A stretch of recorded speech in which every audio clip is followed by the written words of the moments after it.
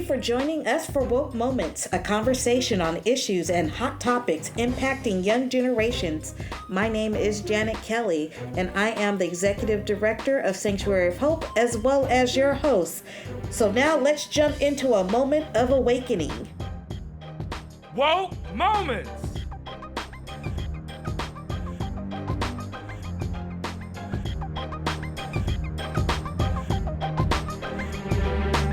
Well, first and foremost, I want to welcome you all, audience, to Sanctuary of Hope's Homeless Youth Awareness Month closing event, where at this juncture of closing, we are having a conversation on advancing racial equity in juvenile justice reform. If you were all a part of the original kickoff of our Homeless Youth Awareness Month that happened on November 1st, it really set the stage with young people sharing their stories and communities sharing their stories around homelessness, but as well as around how it's so easy for young people to, one, have an encounter with law enforcement, and two, how so easy it is to fall into a justice situation that's associated with some form of housing insecurity or housing instability. And that could be anything from a domestic violence situation to potentially living in your car and needing to have protection, and whether that protection is a form of a weapon such as a knife or a gun, to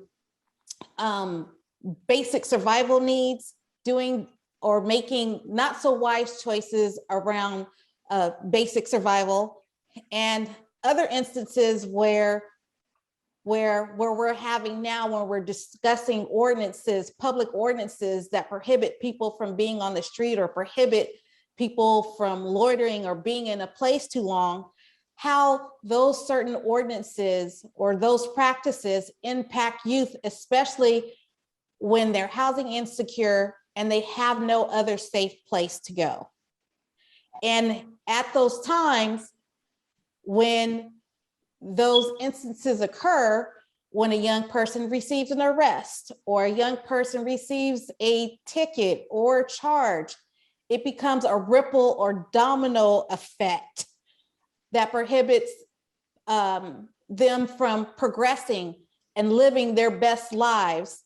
And so we're going to talk about all of those things today as it relates to Homeless Youth Awareness Month.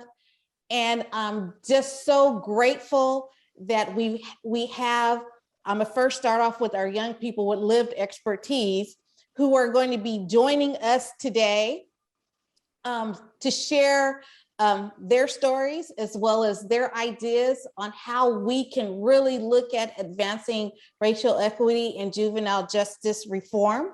And so I'm going to introduce our three guests, our three young experts in this area.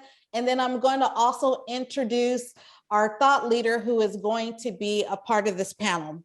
So the first person that I am going to introduce, and after I introduce everyone, I'm gonna give everyone a 1-minute opportunity to do like a more formal introduction of yourself, is Dariana Johnson. So Dariana, give everyone a great welcome wave. Dariana. We also have Brandon Amadeus, who's joining us. Hi, Brandon. And then we also have Zion Capers.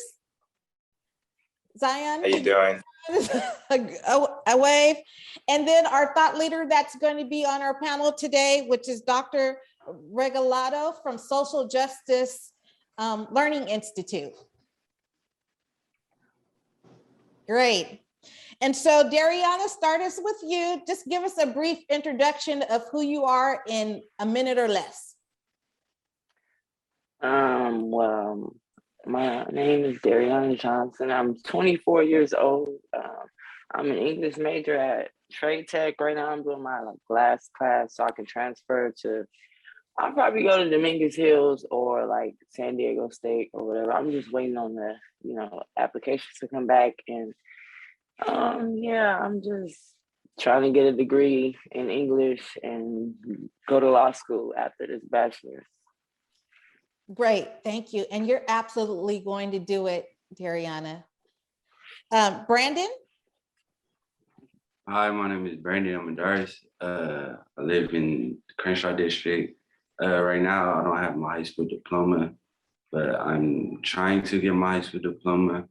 That's it really. After I get it, I'm trying to go to college, trying to go to architect, trying to do architect and stuff. That's it really. Great, thank you, Brandon. And I know for sure you're going to do it as well. Zion? How you guys doing? I'm Zion Capers. I'm a local security guard down here in Los Angeles. I actually want to be a tattoo artist later on down the road. Just perfecting my art right now. It's a work in progress. Oh, great. And Dr. Regalado? What's going on, family? I am the manager of youth justice with the Social Justice Learning Institute. The reason why I'm in this work is because I am, formerly incarcerated youth myself. I'm 31 now, and went through that whole process when I was 17. Was incarcerated my entire senior year of high school up in Stanislaus County.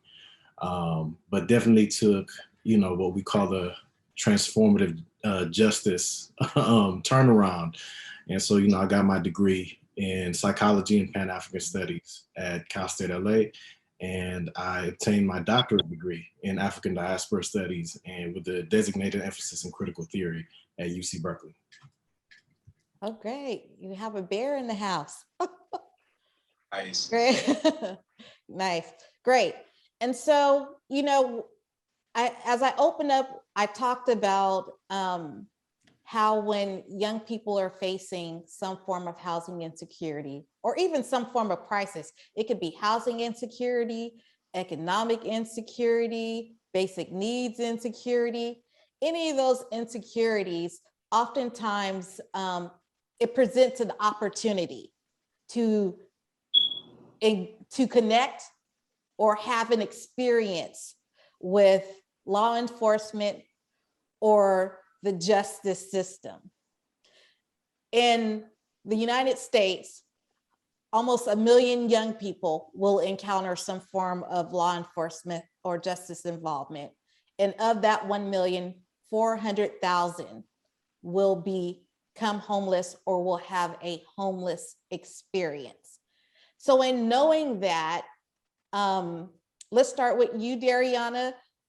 Can you share just a little bit about how it could be easy for a young woman to fall within or have an encounter with the justice system? Yeah, I mean, well, me as myself, I did, come in contact with the law because I actually I was getting charged with a domestic violence felony. And I'm not thinking that this is gonna happen because I don't know, I just never thought that this person would be saying this stuff or making this situation more than what it is to where I look like the bad guy. So after that experience, I felt like it made me understand that I need to be very cautious about all the actions I take and do, especially to others, because regardless of how I put a situation, the way things look to cops and stuff is I'm aggressive and I'm crazy and so they always take the side of whoever else. And they really put me in jail. And after being in jail and I couldn't go, what I'm saying? I thought I was about to get fired from my job. And I was just I'm thinking about how I'm gonna live with a felony, as a young female. And I was 23 at the time. So it's what am I gonna do? I'm not gonna have a life no more. I'm my life is over with. And I feel since then, I like always move very cautiously. I have very few people around me. I don't even like engage in like anything that's like negativity, anger, stress, or anything bad, because like I feel like that's what put me where I was at in jail. And like I just feel like it, as a young woman, you got to be careful about everything you do and make sure it's for your best self and for you to do better and not on the satisfaction of other people or what other people think you should be doing, because that'll put you where I was at. Okay, Brandon? Can you repeat the answer, please? The question. I'm sorry. Yeah, so we're talking about how oftentimes it's easy to have or fall into a kind of justice encounter, whether it's with law enforcement or with the system.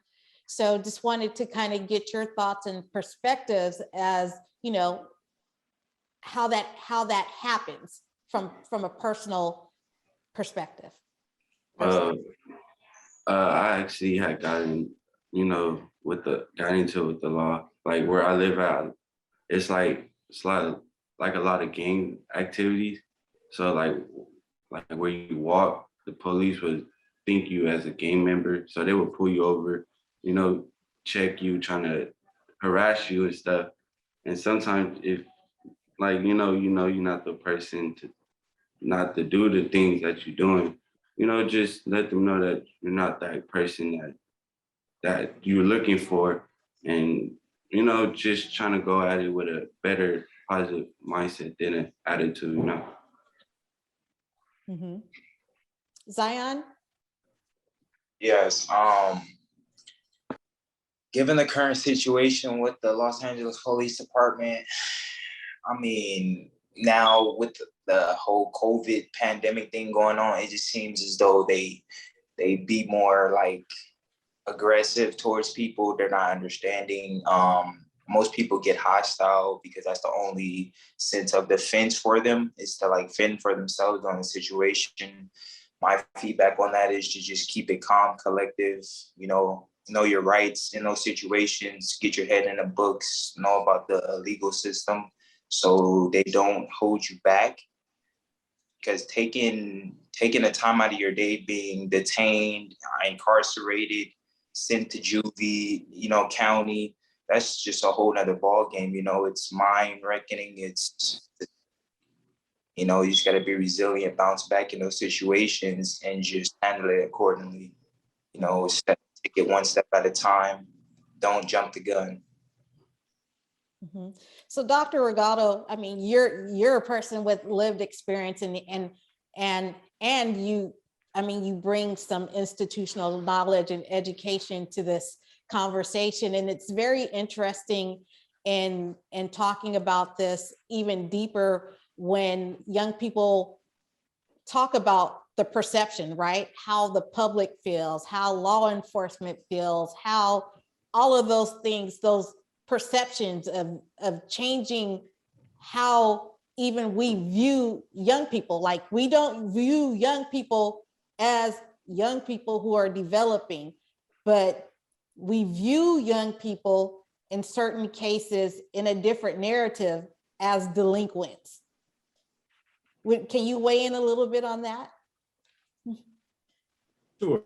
Yeah, I'll do it in order of of how you pose the question. So first of all, many of us Black and brown folks have any number of experiences, negative experiences, harmful experiences, terrorizing experiences with law enforcement, right? I can refer to anecdotal experiences, but there's that, but the data also reflects, right, that Black and brown folks are inequitably impacted by law enforcement in terms of, for example, in throughout Los Angeles County, Los Angeles Times, data collection found that,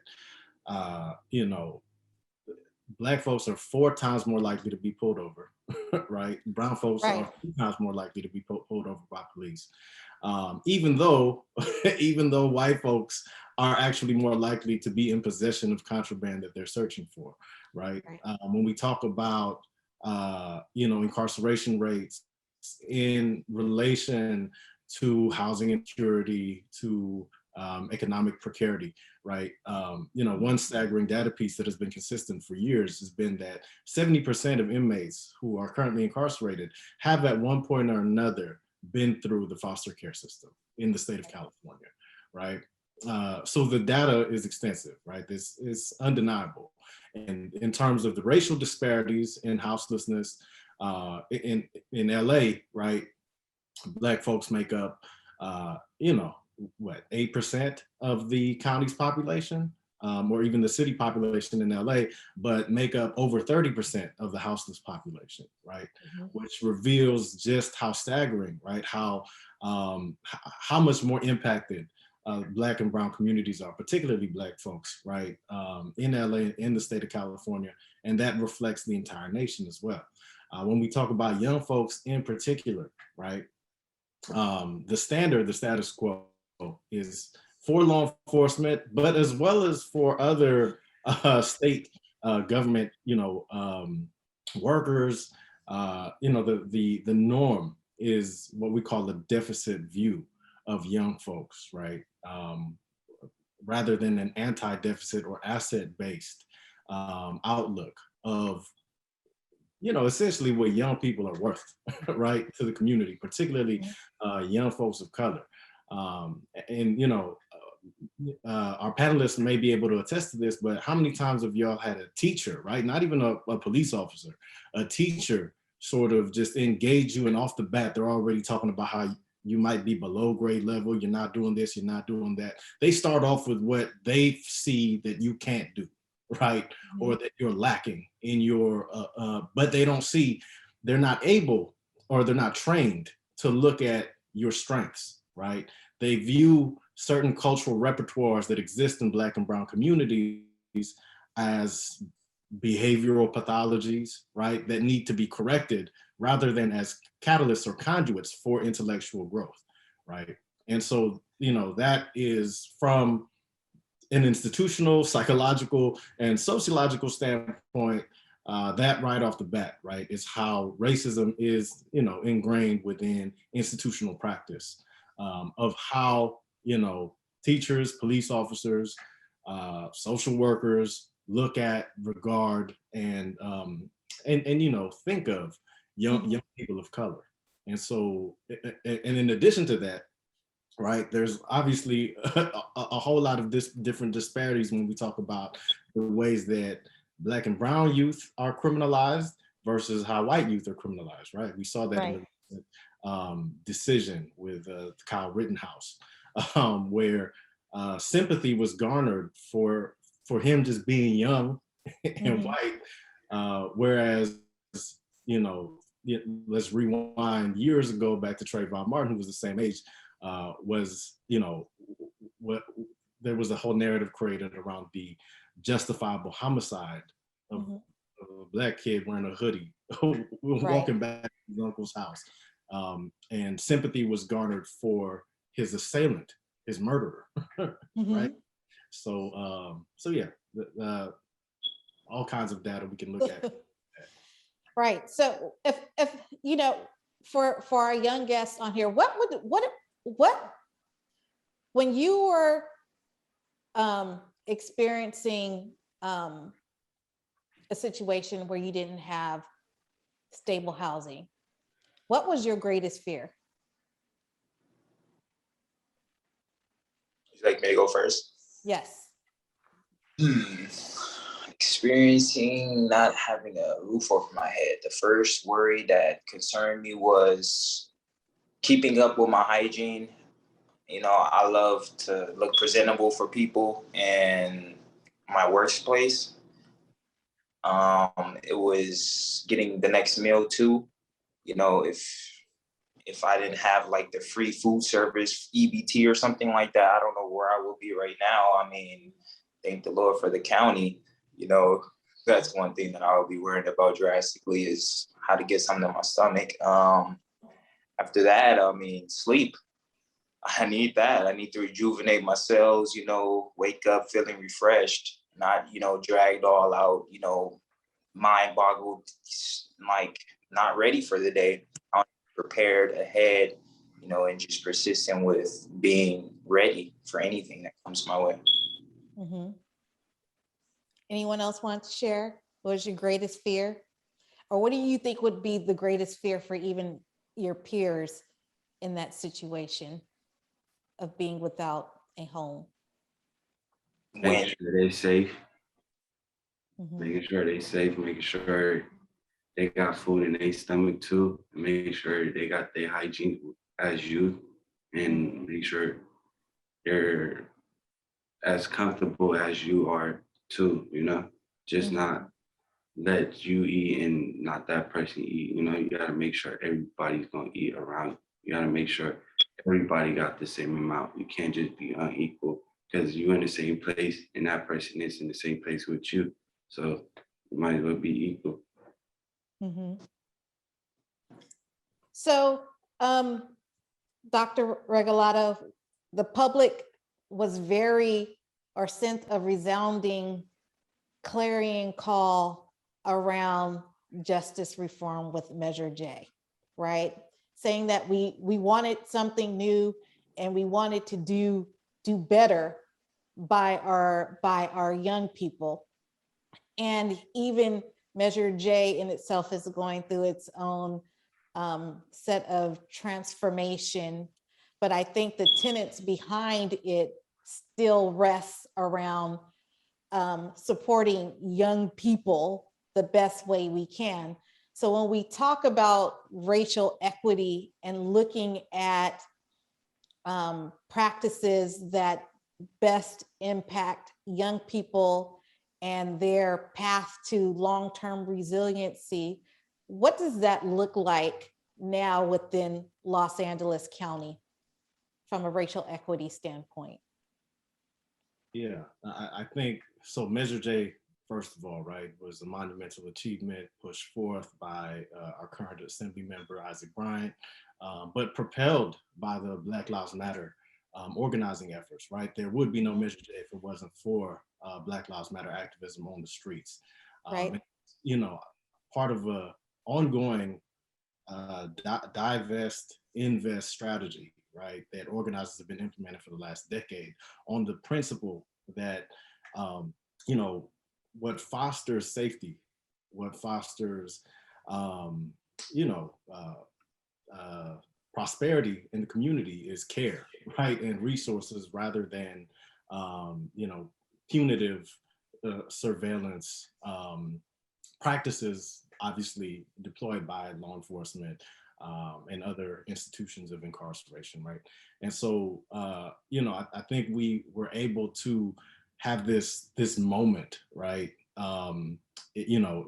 Last summer, the summer of 2020, where the language of abolition became part of the mainstream discussion at a national level, which we had never seen before, right? And abolition, Right. obviously referring to Angela Davis's body of work, who has been a longtime advocate of the utter and complete abolishment of prisons and institutions, right? But the first step was this notion of defund the police, right?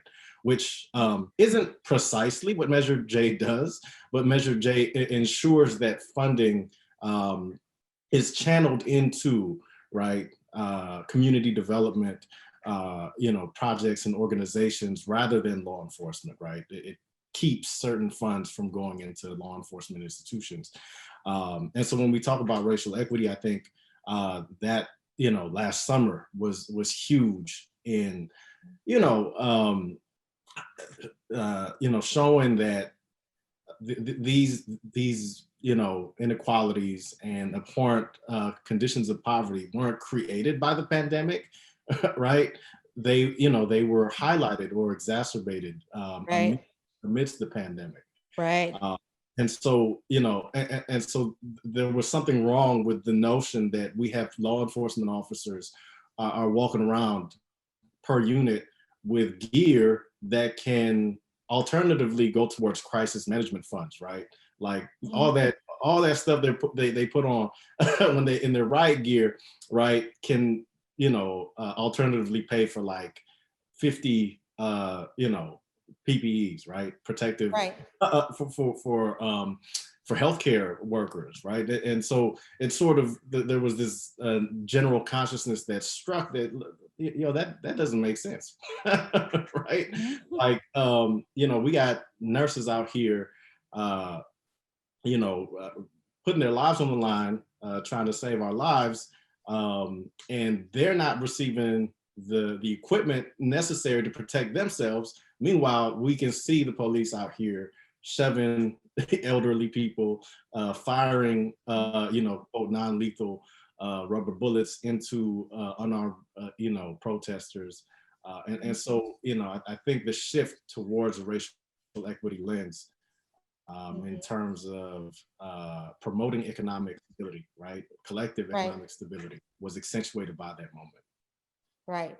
So, I mean, as a part of, the whole, even Black Lives Movement, Measure J was the promotion of the kind of the care first model, in which which basically is putting care back into the work that we do to ensure that young people are restored to wholeness. So if I were to ask our young guests what care looks like from the community, or what care looks like from an agency, or what care looks like from even kind of like your neighbors or anyone with whom you encounter, what is care? What is us showing you care? Supporting the cause. I mean, like to piggyback off what he was saying, not just funding the police department, spewing some of the leftover money into like housing for the homeless, feeding them like with the trucks that could come by. We could use so much more resources instead of just pumping it into the police department. They have enough, they just need to sit back, relax, take things pretty natural instead of just aggressively. I feel like that could be a helping hand for our community. That Right. And Dariana, I mean, you're a student, and you're looking to transfer and do all those great things. So what would care look like for you, especially as you're looking to kind of advance your educational goals for your personal growth? Well, I would say like taking the time to like just be like equal about everything. You know what I mean? Like when it comes to like safety, respect, and like being judgmental or stereotypical and all that, like, you know what I'm saying? I feel like for my own self, it's like if all of that was like, that would be care to me, putting my safety first, putting the fact that I'm a young woman and I need to be protected because I'm Black. I need to be helped because it's hard. I came from a struggle. That would be care to me, looking at what I essentially need for myself, not just, only me, but for everybody in a society or community. You know what I mean? Look out for what they really need, not people who don't necessarily need anything or aren't in any, like, you know what I'm saying, hard times, or that's always the people that are being helped and like uplifted and respected. But people that are like lower or, you know what I'm saying, got less, is always like they thrown to the side, don't matter, and like for me, I'm just tired of that. I want to be important, make me important, make me like, look at me as your family. Stop looking at me as like just a random person that don't matter and I could just be off this earth, and look at me as a person that's like, look at me as if I was related to you. Would you be still feeling the same about like the way you respect me and the way you looking at me, period? Right. Brandon? Can you repeat? I'm sorry. So what would care look like to you from either a community perspective, or a neighbor, or even how you engage with even like any local community-based organizations? What does care look like? Like helping out the homeless, food drive, helping people that need help, anybody that look like they need help, just ask them for help. Really just really just helping anybody that need help. Really, that's it. That's all I could think of. Mhm. And Dr. Regalado, it appears that one of the things that stands out is young people want to be seen. Like you hear, I see you. I want to understand what I need, how I need it in order to get better, in order to be better, in order to thrive, in order to heal, in order to transform, all of those things. Would you agree that's kind of what we need to do as we look at justice reform? Well, absolutely. But I also want to sort of acknowledge how young folks, millennials, but particularly Gen Z, right? Generation Z, those born after 1996, how, Wow. they're not helpless, right? They're not, they are not, and they haven't been helpless in in their ability to be seen and to make their voices heard, right? They've very much been at the forefront and on the front lines of, of advocacy and keeping, right, the fire of indignation aflame, right, and pushing forward Black Lives Matter, pushing forward Me Too, pushing forward Stop Asian Hate, right, or Abolish ICE. Young folks more than anyone else, right, or any other generation, right, have sort of a conceptual sharpness when it comes to notions of intersectionality, racial equity, and justice, right? For my generation, we came up in the Obama era when, all these white folks were telling us that racism was over, right? Because you got a Black president. And we had to fight that post-racial narrative. And we tore down that false narrative with Oscar Grant, with Trayvon Martin, Troy Davis, right? The state-sanctioned murderers of Black folks. But we're dealing now with a generation of young folks who, who came up in social media, who can't really remember a time before Black Lives Matter, can't really remember a time before, gender, trans, queer, inclusivity, right? Now, heteropatriarchy, racism, all that stuff still exists. But these young folks, man, they're so they're so sharper, like collectively than we were, or Gen X, or boomers were. I think it's because of social media. Well, I don't think, I know, right? From data analysis. And so, I want to uplift that, right? The agency that young folks have in making their voices heard. And it has been impactful. Y'all have been changing the world. Yes, they have, and doing it at such a fast pace where they oftentimes, even when I engage with young people, they give me a chance to kind of reflect, and they also remind me when I'm dated. So with that being said, Brandon, I believe, mentioned earlier on just how law enforcement engagement is sometimes traumatic, right? It's stressful. When we talk about juvenile justice reform, even with me, when I engage with law enforcement and it relates to, something that a young person did, or person is potential runaway, or even just their perceptions about a young person being unsafe, there's been a lot of movement around the gang database. We at one time had young people who were coming here for services, definitely not gang involved, but face, the harassment. And I would also include the humiliation of being associated with gang activity when they weren't. And I will also say this, that we do work with gang involved youth. So I want to also kind of respect and uplift, even those young people who are, working to build family, working to transition, and also working on their own transformations too.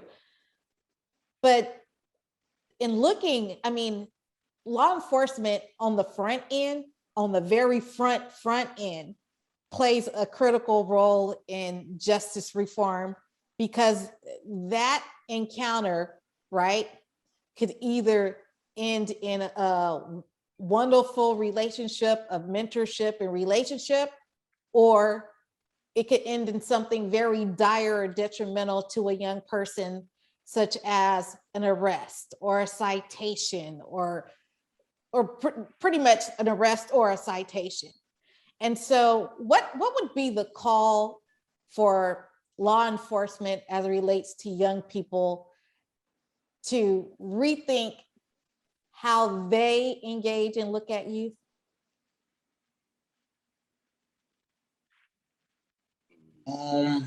They should probably analyze the situations a little more before quickly reacting to situations. I know it's in their job duty to quickly react to situations, but they just gotta think it through, see what this person is going through and what they can assist them with, and come together and just have that like comforting, feeling, instead of worried feeling that they're not here to help me, they're against me.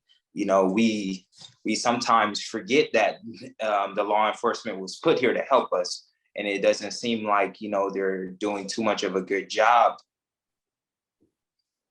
They just got to step it up a little bit, make us feel a lot more honored to have them, roaming around us.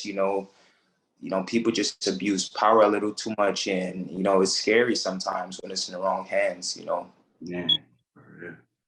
Dariana? Oh, Brandon, were you going to say something? No, I was just agreeing to what he said. I'm, listening. I was like, yeah, they should build like a bond more with the people instead of, just harassing them. Like, get to know them and their problem. Like, like you were saying, like that's so true. Because once they have that badge on, they feel like they higher power. Like they got the most power over anybody. Like they don't care about your opinion. They don't care about anything you said. As long as they got that badge on, you got to respect them. And not all cops are bad, but the one that have that badge on, that are bad, they need to try to get closer to the people instead of, harassing them, So I was just agreeing to what you were saying. Yeah, relationships definitely matter, and law enforcement does have the power and does have the discretion to develop relationships, because we know that has a greater impact on young people. Dariana, did you want to share? Yeah, I just feel like what both of them were saying, what Brandon and Zion was saying, was true. Like, and if I just feel like if the law enforcement would have like less of a like harsh approach, and like all of these assumptions already in the back of their head before they even get you pulled over fully, they already like, oh, it's a Black person, we gonna have a problem, I might need backup type of stuff, that they don't think about with white people, or what, not like that, but with other people, they don't automatically have that assumption that, okay, something bad gonna happen, or I might need to have my hand on my gun. You know what I mean? Like that's how they always come at us, and it's like, why? Like we human, just like that person is. Half of the time, Black people don't even have guns or any weapons. So it's like I feel like they need to like change their approach when it comes to like Black people. They need to be trained on literally how to handle Black and brown people, because they fear whatever they've been told about this skin color. They fear so much of that. So it's like they need to be like trained, go to therapy, or be given some type of help about like handling situations like that, so that it doesn't get worse and turn deadly or anything like that. Right. So Dr. Regalado, I mean, we're talking about the power dynamic of what law enforcement has, right? But what can we do to really transform an interaction into a positive outcome for a young person?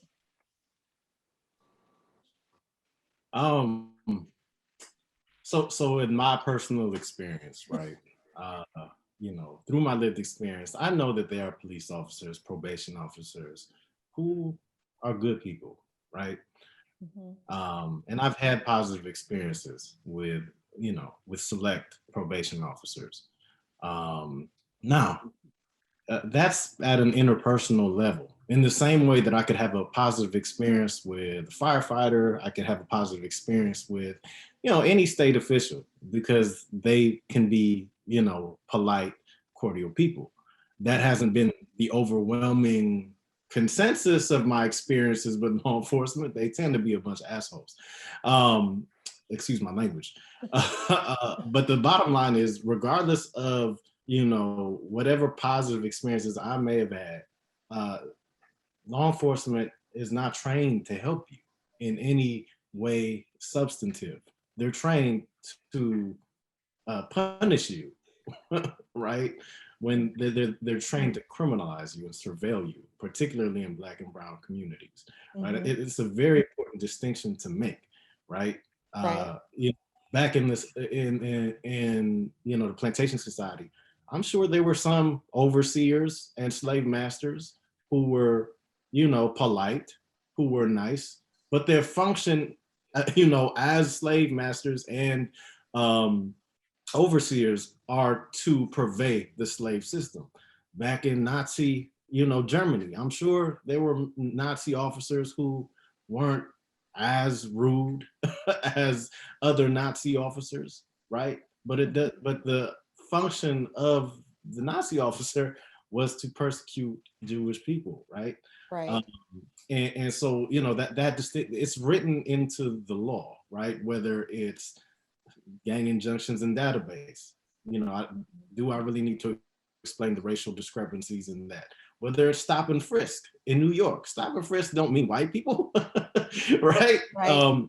3 strikes. I can go on and on, right? About minimum mandatory sentencing, right? That the discrepancies, and if you're caught with with crack versus cocaine, et cetera, et cetera. I can talk about that, right? Michelle Alexander can tell you better. But police, their function, it's important to understand that, right? Right. That they don't function to help or assist poor Black and brown people. They're there to protect the investment, right, of property and and the possessive investment in whiteness, right? So, again, do I personally know and have interacted with polite and nice police officers? Yes. But at the end of the day, right, a police officer isn't going to help you with a college application, right? They don't know how to do that. They can't Right. help you, build your job resume. They're not trained to do that. One or two of them might give you like a Lawrence Fishburne speech about self-improvement, right? And what's that? I get that from my uncle all the time. We're spending, taxpayers' dollars on this institution, and they can't do nothing. They can't do none of those services except to, put hands on you when they see you, perceivably doing something wrong. And I can go into that later. Yeah.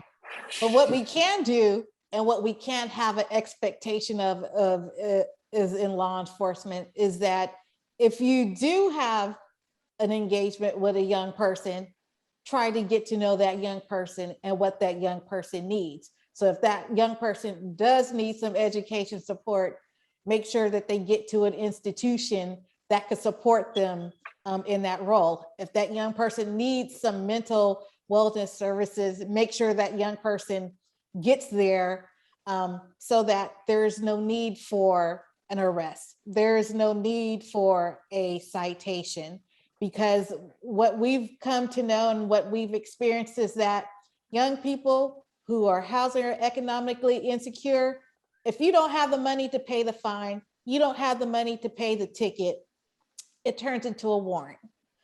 Then if that warrant isn't satisfied, you could be doing something as simple as walking down the street and have an interaction, and that ends up in jail time to satisfy the warrant, the fine, and all those other things, which serves no benefit to the young person And it definitely doesn't serve any benefit to the public because you're not getting your money, right? So it's, I mean, I think, you know, oftentimes when we have relationships with law enforcement, we don't really talk about the impact of what they do and how they do it. Even if it's, you know, their infliction of trauma, even how just the imbalance of power, you know, comes across as very disrespectful, right? Or even how, you know, putting someone on a list impedes their ability to potentially get a job, especially if they're looking for a job that requires a security clearance, right? Because young people, they need opportunities, and all of us at one point in time have been young, and we may not have had wise choices, and that's simply okay. I think that's a part of growing up. But how can we really move past changing the narrative or changing people's perceptions of looking at young people as delinquents? Because even if you look at our homeless system, right? Our homeless system where we have coordinated entry and all of that. One of the things that I often bring up is, you know, in the system, we've created a climate that's very anti-Black, you know, progression, especially as it relates to Black and brown youth and those who represent more than 90% of the homeless youth population, right? And what are things that we need to do to push to change that climate? Now, everyone on here is somehow associated with Sanctuary of Hope, right? Our young people, and we're quite different because the work that we do is predominantly around serving Black and brown youth, which majority of the youth who come through our doors are Black youth. So how much does a climate affect you, like Dariana? So when you are looking to kind of advance, engage, transform yourself, how does, you know, a climate affect you? I mean, what works for you? I mean, An environment. How important is that environment? Okay. Well, I mean, it's very important that it's like, it's secure and it's uplifting and it's, you know what I'm saying? It's like something that I want to do. You know, I got that feel in my body, like, oh yes, I can do this because I'm in a safer space. You know what I'm saying? When I wasn't like where I'm at now, when I was like failing classes and falling off, like, you know, I was homeless because I didn't want to live with my mama because I was tired of her and living under her. And I wanted to be, you know, an adult already because I felt like once I became an adult, I was able to control things. I was able to like, you know, like do this or do that or handle things on my own because my parent I wasn't just your focus. With 5 other kids, I wasn't that focused. You know what I mean? So I felt like once I got to like, I guess a better environment as an adult and to like a safer situation, then I felt like it pushed me to finish school and to transfer and try to go take the LSAT in a couple of years. Like I feel like it's because of where I'm at now. Like it's the reason why I'm even able to do anything I'm doing because I tried to change my environment really and the people I was around and things I was doing. Great. Zion? Okay.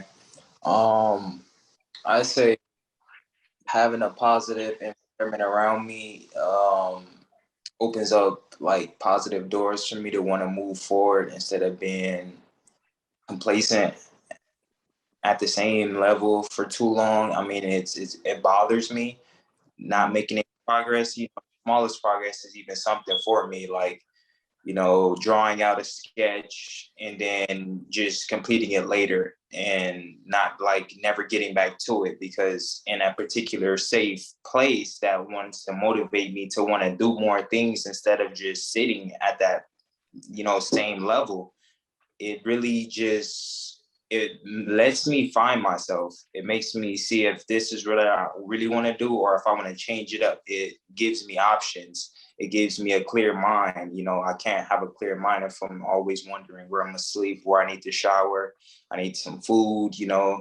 It's good to have positive peers around you as well. You don't want to involve yourself in like peer pressure situations where you feel you have to do it because of this particular group you are surrounded by. Keeping a small circle is also, a pretty good idea, because then you don't have to choose from too many, bad situations. Great. Brandon?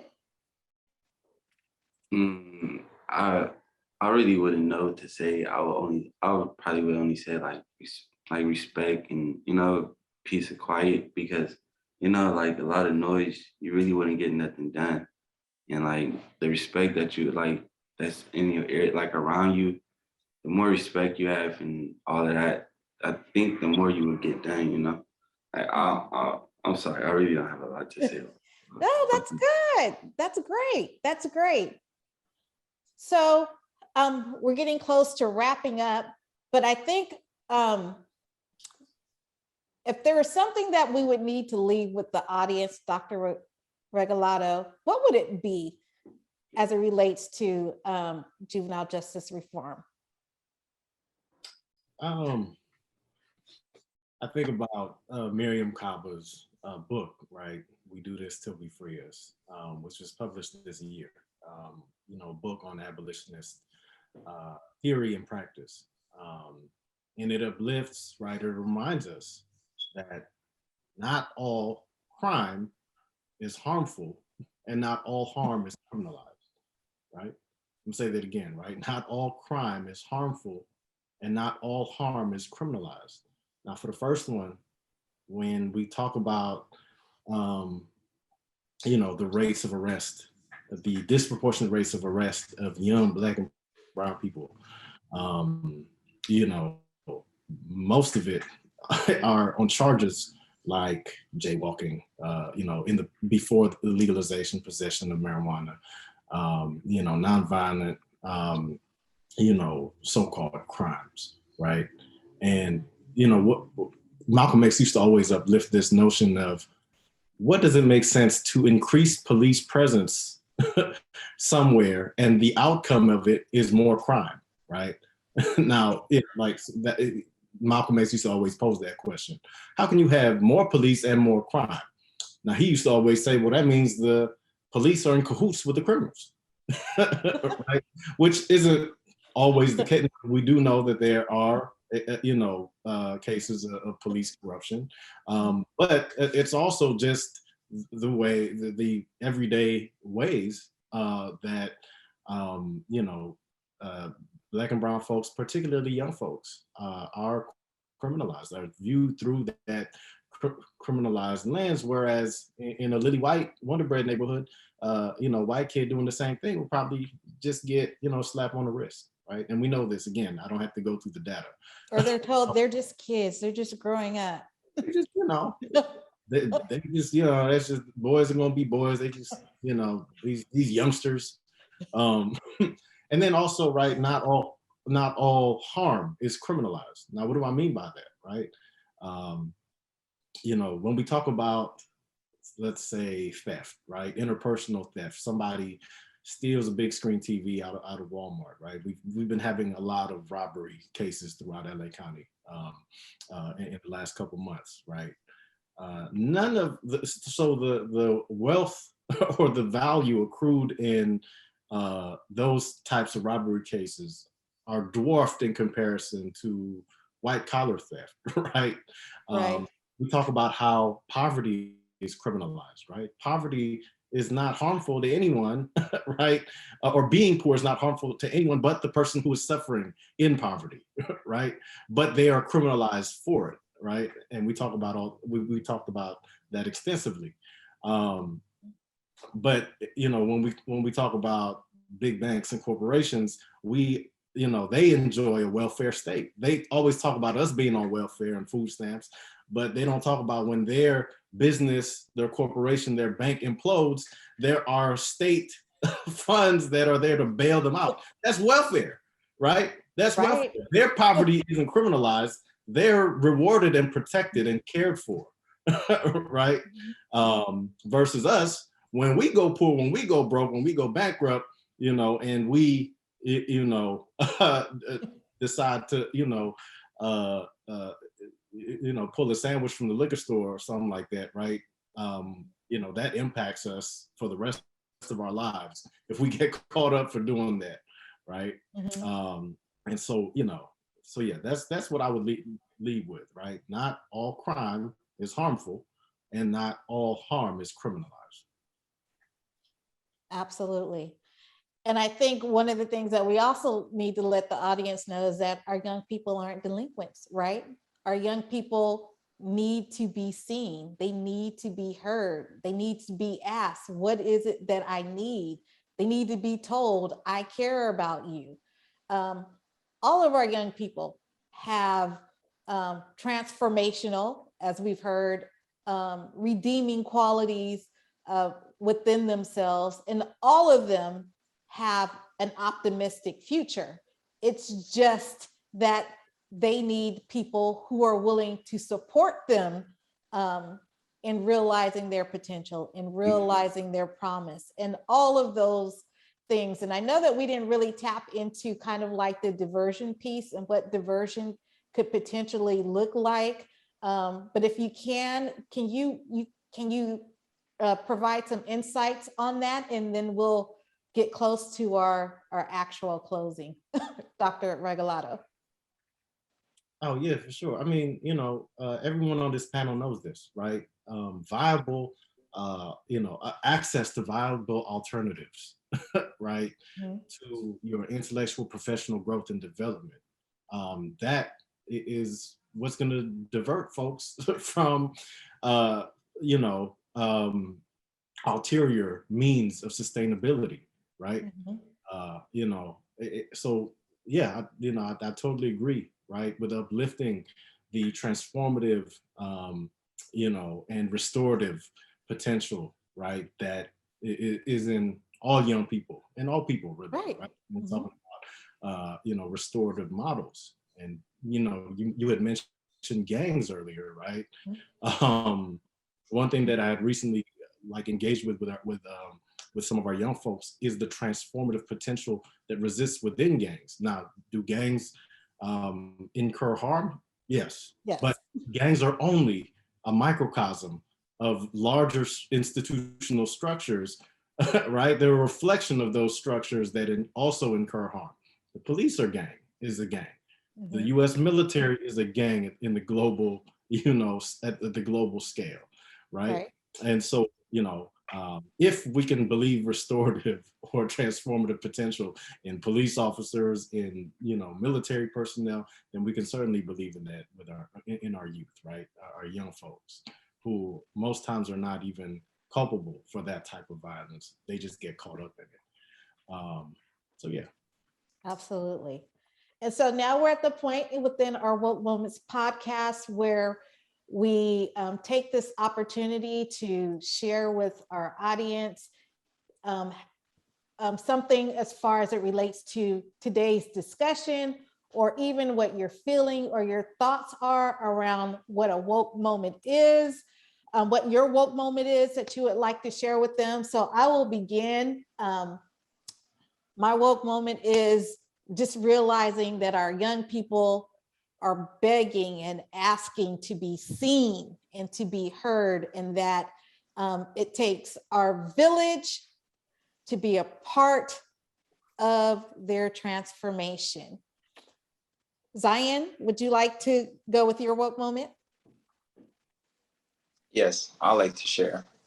So it is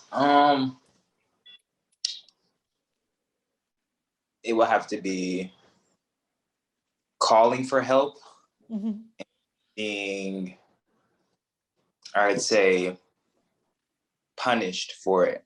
So not too long ago, I had an encounter with the police department. It wasn't even nothing like bad that I did. It was like a hit and run. I was just riding my bicycle, on my way to my brother's house, Woodso, and out of nowhere, I get hit. I go up, headphones fly off. I don't know what happened. It's dark. I hear is like tires screeching, their takeoff. It was a hit and run. So my first thing is to see if I'm okay. My head was bleeding a little bit. And the first thing I thought was to just see if you could like see the numbers on the license plate. I couldn't see it. The lights weren't even on in the car. So I just called the police. That's the next best thing I could do is get a little assistance, medical attention or something like that of that sort. The police arrived. They asked me what happened. I said, I got hit by a car. I need help. And, I was saying it like in a traumatized, I was lost. Mhm. I didn't know what was going on. Like really, I just know that I need the blood to stop dripping to my eye, until I could get a clear view of what's going on, who's around me, what they're gonna do about it. They tell me to just lower your tone, stop waving your hands, all this crazy stuff. I'm like, just help me. I need help. Call the ambulance and stuff, Yeah, they called them, but as they got there, this is during the pandemic. This was probably like, I'd say 5 months ago. And the ambulance came, they pulled up and then they left. The police went up to them and said something, and they left. They said I denied the service or something like that, and I never said no such thing.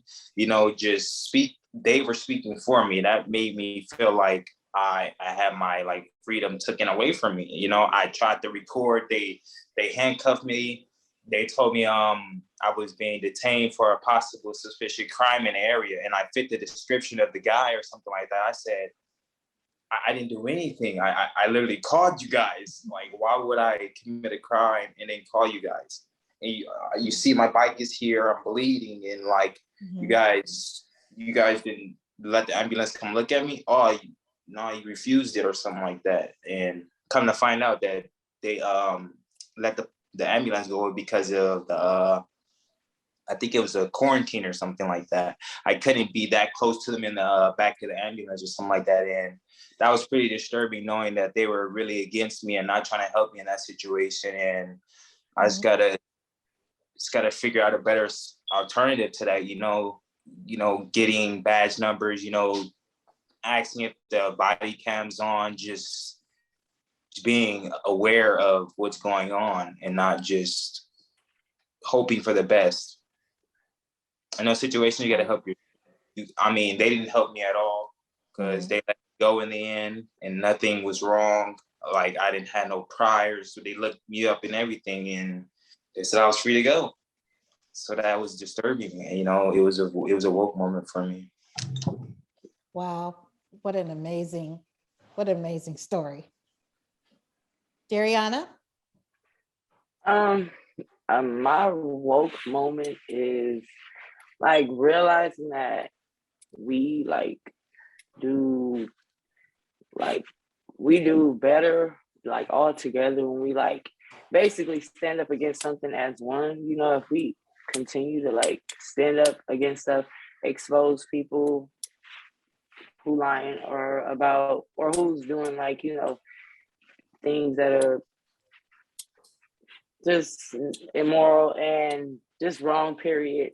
And I feel like if we do that, just like with this Black Lives Matter movement and the protests and continuously do things in that way, then I feel like we can bring some change to this. And that's my woke moment because that's just what I'm beyond going forward my whole life. Yes, solidarity and unity is important. Brandon, did we lose Brandon? I think we did. Dr. Regalado? Shoot, my woke moment is just chopping it up with y'all. Dariana, just, you talking about being a college student takes me back to, my undergraduate years. I was a single dad and 2 kids working like 3 jobs. I had to do all that. Yeah.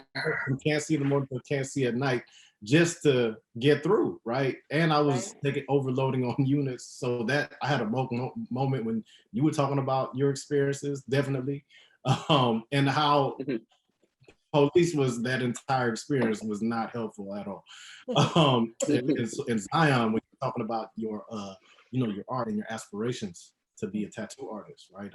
I'm an illustrator as well. Sometimes I do commission pieces, and it just reminded me of the transformative power of visual art, right, and the necessity of it. Du Bois always talks about how all art is propaganda. Right? It just depends. Right. It can serve one, even if it's not explicit, right? It can either serve the status quo by default, or it can serve a liberatory purpose. And so, definitely, I'm definitely experiencing a stagnation in my artistic productivity the way that you are. So just know that you're not alone. I haven't done anything in a cool minute as well. And so I just wanted to, uplift that, right? And so, yeah, that's my woke moment, right. Great. Here. Brandon, did you have a woke moment to share? I see that you're back with us.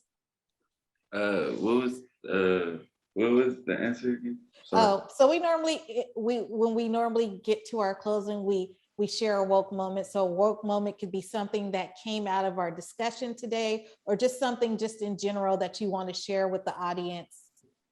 I learned a lot, actually. I learned how to more focus on myself, people around me, and be helpful and stuff, and not helpful. And then I'm sorry, I'm really nervous right now. I apologize. But It's okay. It's okay. It's definitely okay. So, Dr. Regalato, can you share a little bit about Social Justice Learning Institute, what you all are doing, how you're helping to support young people here within Los Angeles County and even across the United States? I believe you guys have another location in Houston. Is it Houston or Dallas? Houston, yeah. Okay. Absolutely. Yeah, so the Social Justice Learning Institute, we've been around for a little bit over a decade. We were founded by the prolific Dr. D'Artagnan Scorza. And Dr. Scorza had a vision, right, for implementing educational equity services into the community, starting with his alma mater over in Inglewood at Morningside High School, right? And that was the Urban Scholars course. The Urban Scholars course it's a leadership and ethnic studies class that you can take for elective credit, right, at your high school, but it also offers wraparound service and support. So we have a programming curriculum coach who, works with the teachers of record at each class to implement each unit of the curriculum, right? You talk about transformative justice, you talk about,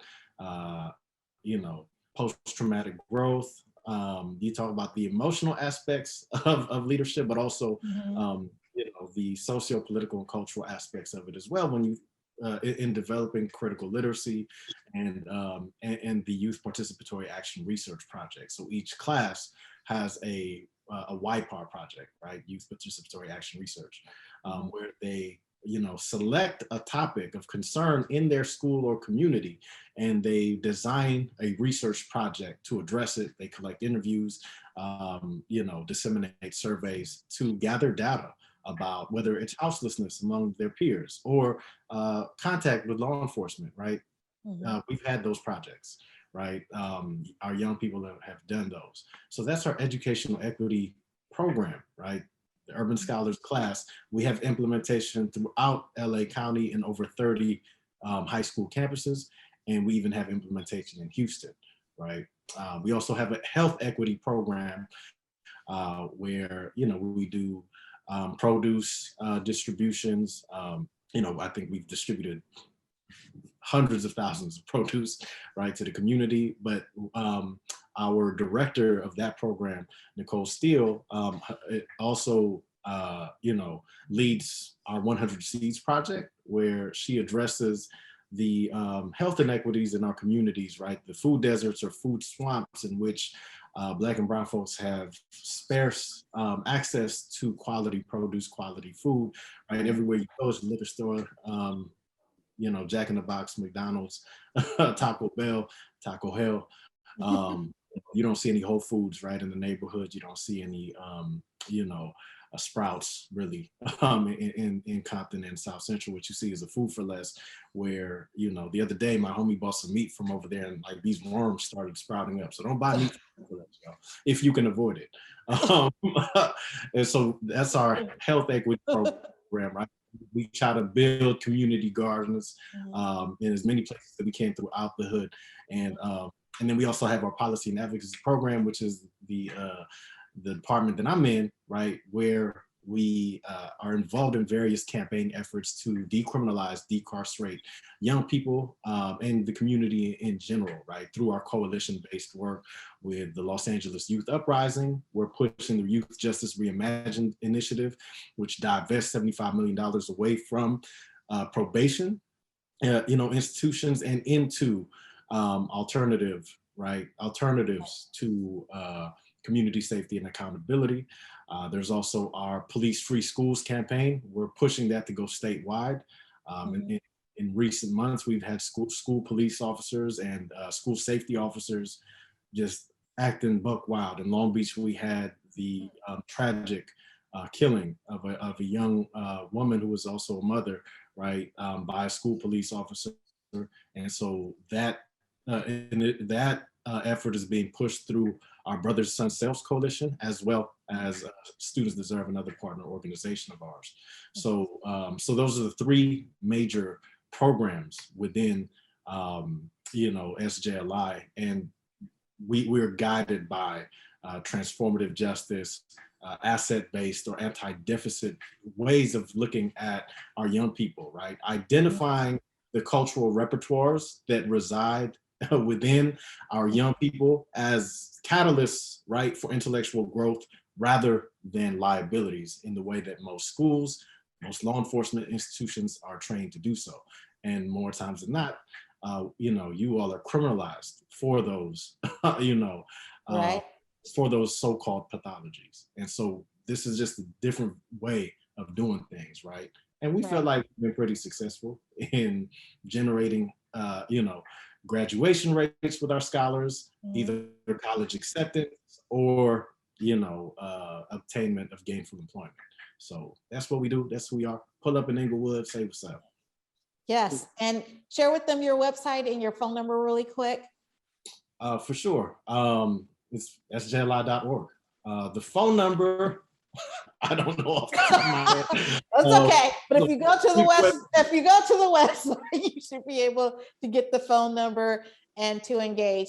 But I definitely want to thank you, Dr. Regalado. I thank you, Zion. I thank you, Dariana. I thank you, Brandon, for being a part of our Woke Moments podcast and sharing your personal expertise and your thought leadership with our audience. As we close out this month, I really hope that our audience learn something and are fully aware that, we do have justice impacted youth that is a subpopulation of our young people who are facing housing insecurity. And oftentimes, as I mentioned before, it's a population that we don't talk about as much, especially in their struggles to obtain stability in their activities as it relates to transformation, restoration, and healing. I appreciate all of you who have been with us on this whole month-long journey, whether you attended or participated in our Homeless Youth Awareness Kickoff, or you've also participated or joined in on our virtual open houses. And for all of those of you who have also sent in requests and sent in also well wishes to our young people who've been participating. And with all that being said, it is Giving Tuesday. And I want to make sure too that you do not forget us and the wonderful work that we do, as well as the wonderful work that SJLI does as well too, to support and uplift young people. So with that being said, we're ending our Woke Moments podcast today, and I hope that you all have a fantastic and wonderful day. Thank you so much for being a part of this. Thank you. Thank you. Thank you. Pleasure. All right, you guys.